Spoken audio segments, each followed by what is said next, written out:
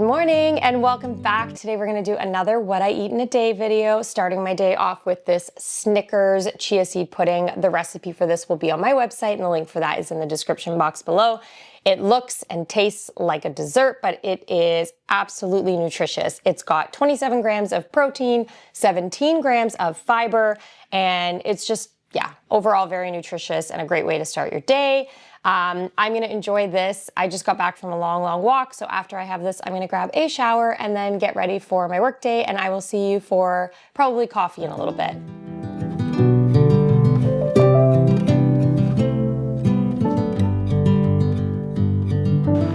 Now that it has finally gotten warmer here in Toronto, I have been really into iced coffee lately, and I have been making my own cold brew at home instead of going to Starbucks and spending $5 or $6 on iced coffee every single day.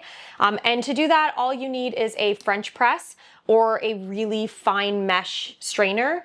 But all you're gonna do is put about a cup of coffee grinds into the bottom of the French press, and then you're gonna fill it with water, let it sit for 12 to 24 hours, and then you're gonna strain it, pour it into a glass jar, and then you have cold brew for the next couple of days. I do not have a full batch here. You would normally fill it right to the top, just simply because I was out of coffee, so I just had to use what I had left.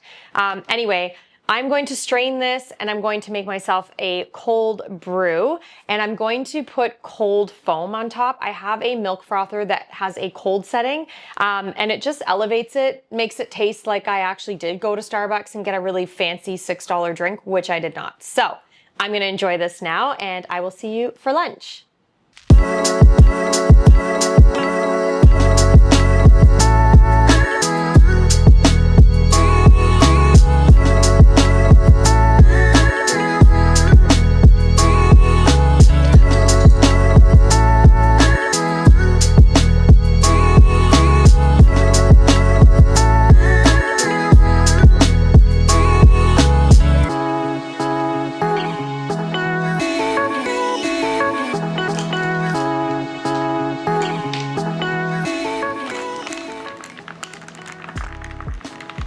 It's so refreshing. You could always add sweetener to this, by the way. I've just always liked my coffee without sugar. I don't know, I really enjoy the taste of very dark coffee, so go ahead and add some agave or syrup. I actually think mocha syrup would be really good with this if you can find like a plant-based version of it. Anyway, I'm gonna go and enjoy this, and I will see you at lunchtime. For lunch, I decided to make my Soba noodle Nourish bowl with spicy peanut sauce. I'm going to begin by roasting some red bell peppers. You can definitely use jarred peppers, but I prefer the freshness of roasting them myself, and they tend to be a bit more budget friendly.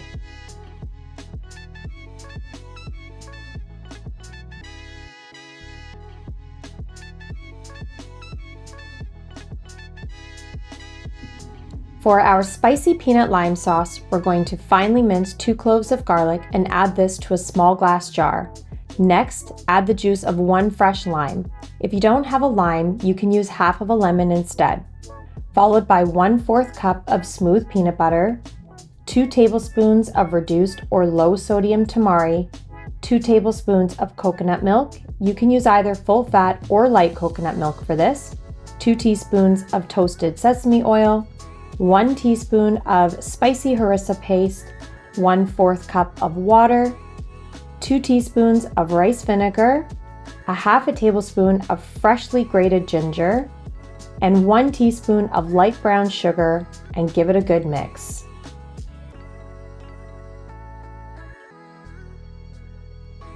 Once the peppers are charred on all sides, remove them from the oven and cover with a lid or a large plate like I've done here. This technique helps to steam the peppers while they cool, making it much easier to peel off their skin. Next, we're going to prep our broccoli by removing the stem and cutting the florets into bite-sized pieces.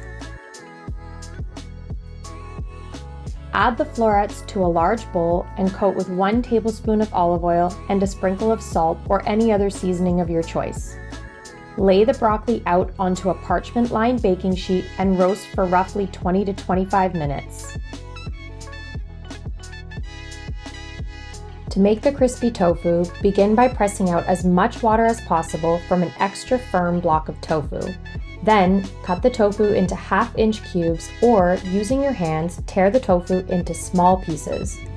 Add the tofu to a large bowl and coat with about 1/4 cup of cornstarch, a splash of vegetable oil, here I'm using avocado oil, and a pinch of salt. Give it a good mix before baking. Here I'm using my air fryer, but normally I oven bake this, and the instructions for that can be found along with the full recipe in the description box below. Cook your soba noodles according to their package instructions, and now you're ready to assemble.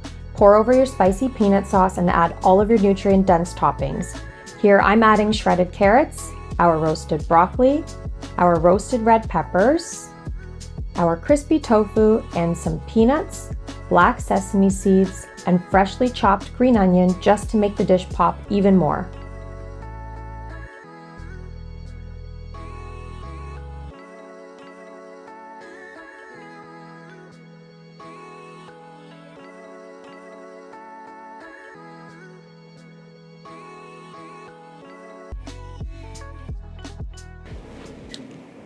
I am so excited to dig into this. It's one of my favorite dishes, and of course the star of the show being this spicy peanut sauce. It's got lots of protein and fiber and nutrients from all the vegetables, and I mean, it looks really nice too. So anyway, I'm gonna go ahead and enjoy my lunch while I do more work, and then I'm gonna go out later to grab some more ingredients for dinner. I think I'm gonna do my creamy harissa butter beans for tonight. So we will be using harissa in 2 recipes today because we used it in the sauce and we'll be using it in the butter beans later. Yeah, okay, I'm gonna go ahead and enjoy my lunch. For dinner tonight, I'm going to make creamy harissa butter beans. This dish is high in fiber, it's got a good amount of protein, it's very flavorful, and it's one pan. I do it in a frying pan, and it is very budget friendly. 2 of the ingredients in this dish are going to be the same ingredients we used for lunch. That's harissa paste, and we have the leftover coconut milk. We opened this at lunch to make our spicy peanut sauce, so we're gonna use the rest of this for dinner tonight. And it makes a really good big batch of this, so it's going to provide me with dinner for tonight and dinner for tomorrow night, and maybe even the following night for both me and my husband. It makes roughly 4 to 5 servings. So, and I'm gonna serve this alongside some toasty sourdough bread. Start by mincing 5 cloves of garlic and 1 shallot. I didn't have a shallot on hand, but that's fine. Next, cut 4 to 5 cups of cherry tomatoes into halves and chop 1/4 cup of sun-dried tomatoes packed in oil. In a large frying pan, add a splash of avocado oil and saute the garlic for a few minutes until it's tender. Then toss in 2 cans of butter beans and the cherry tomatoes. Next, crumple in 1 bouillon cube, add the sun-dried tomatoes, and stir in 1 teaspoon of harissa paste. If you're not a fan of spice, feel free to use less harissa. Give everything a good stir, and then pour in 1 cup of full-fat coconut milk and a 1/2 cup of water. Stir again, cover the pan with a lid, and reduce the heat to low. Let it simmer for about 15 to 20 minutes until the cherry tomatoes are soft. Finally, stir in some nutritional yeast and fresh basil just before serving.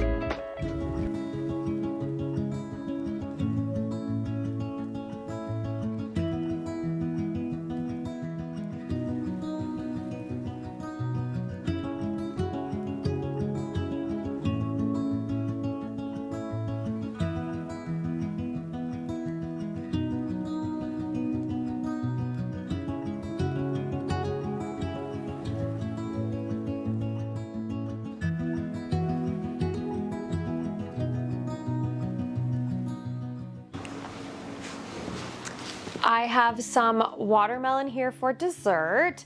I'm gonna go ahead and enjoy this while I watch a show, and I'm probably gonna do a little bit of work on my laptop. I hope you got some great meal inspiration from today. All of the recipes can be found on cashews-and-carrots.com. The link for that is in the description box below.